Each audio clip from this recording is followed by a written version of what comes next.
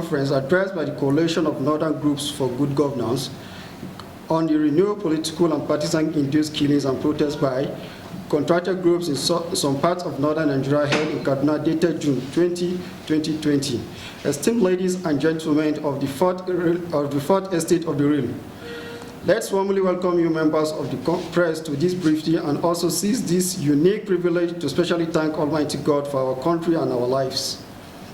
We cannot be more thankful to our Creator that in spite of the mounting self-created and induced adversity manifest in resurgent insecurities, He has equally empowered our leader, President Muhammadu Buhari, with the wisdom to always stand firm in our collective defense. He has never flinched or blinked over his responsibility of protecting the lives and property of Nigerians.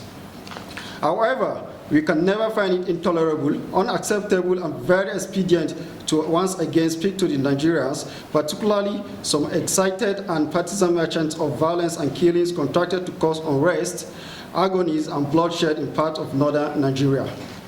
Let us quickly remind the North and Nigeria in our collective heritage.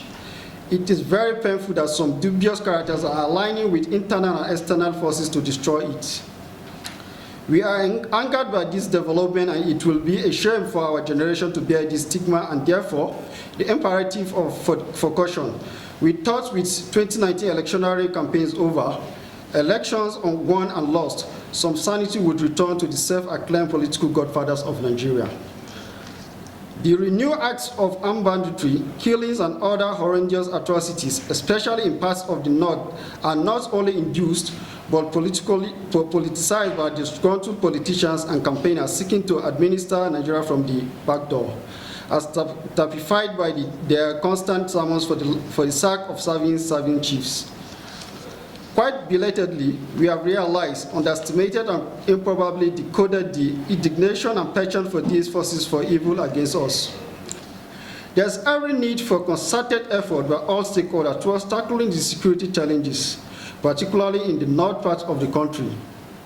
We should not allow our enemies and detractors overwhelm us to destroy or ruin our communities, because highly placed politicians are desperate to push a portrait of the perfectibility as better leaders, and Nigerians entrusted in them with leadership. To this end, we strongly condemn action by some individuals who are dancing the tunes of these demonic souls and anti-democratic forces. It is clear to us that they are scheming to throw the country into total chaos and lawlessness by sponsoring violence, killings, and at the same time inducing youth to embark on protests against the country's leadership after unconsciously dismissing every effort made in this regard. The manner of the latest protests baffles infinitely. Youths are cited freely mingling in the season of COVID-19 in total disregard for social distancing protocols and the deliberate refusal to wear personal protective equipment, PPEs, such as face masks and so forth. It only justifies the artificiality of the public protests and the random recruitment of youth to cause tension and further. Thank you very much. Okay,